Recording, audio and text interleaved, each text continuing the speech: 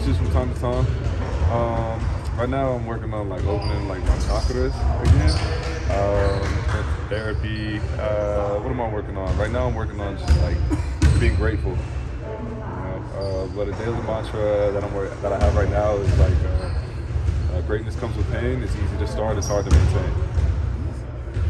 In terms of being grateful, is there, given where this team was last year health-wise and now compared to where you guys are this year, are you grateful and are you excited given that everybody's finally available? Yeah. It feels solid. It feels like we're all on the same page. We all have the same goal, and we know that we're capable of accomplishing it. Is there a different level of excitement because of that? Yeah, definitely a different level of excitement and joy, but also a calmness to it. Everybody knows their roles, everybody knows their positions, and we know what we have to do in order to win.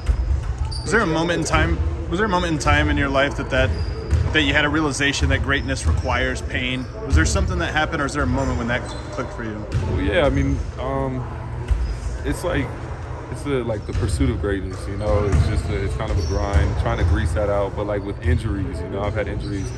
I have a screw in my foot. I've had surgeries on my knee. Just the pain of loss. The pain of having to shoulder so much off the court as well. There's just a lot that comes with it, and it's part of it. It's part of the process. It's kind of like growing pains. It's just something that you have to go through, and some people can't do it, and some people can, and the ones that do are great, and the ones that don't are just good. AJ, I want to take you back a few weeks to the paintball when you guys all got together. First of all, whose idea was that?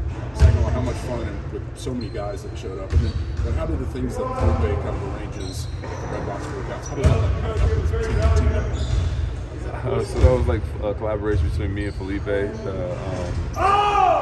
Paintball is kind of by my house or by my gym, so we just figured if we got a little workout in, we could go paintballing. It's just it's nice. It's a camaraderie. It's something to do off of the floor that brings the team closer together. The Red Rocks, it's conditioning. So, helps you guys. It helps us run. When and where did you start your spirituality journey? I didn't know we were going to go down this route today, but I'd love to know. In high school, we had somebody that came down named Graham Betchart. He came from,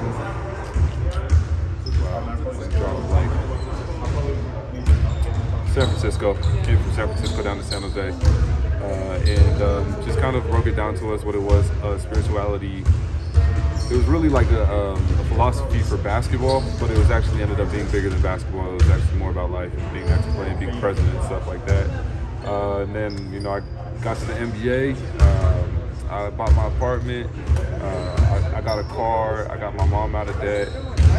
My grandma out of debt. I was able to allow my parents to retire, and then I still felt this emptiness inside. So I knew at that point it wasn't outside materialism, but it was actually more inside validation that I was seeking. Why is that so important for you to continue that journey?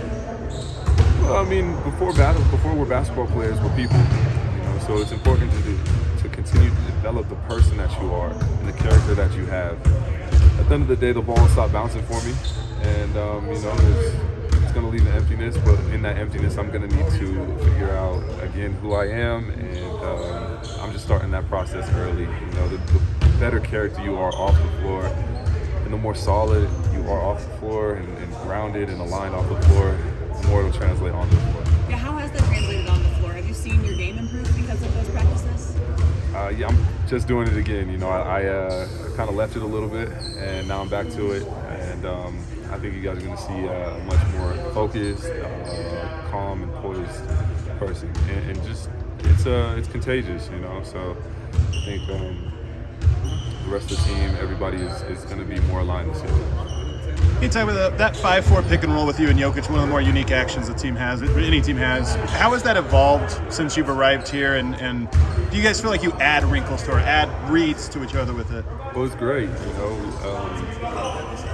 for power forwards and centers aren't used to navigating ball screens, and we can both use the ball screen, and we can both use the ball screen as like the ball handler, and we can also use the ball screen as the roller or the popper. So it's just tough to guard, and we're both really good passers and good playmakers, so that tandem is going to be lethal.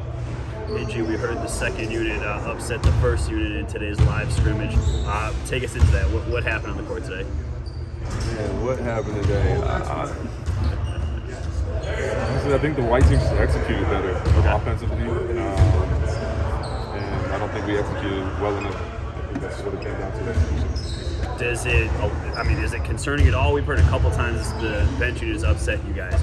What's the concern level with the starter? No, that's not Nothing to sweat? No, not even close. It just is a testament to how deep we are as a team.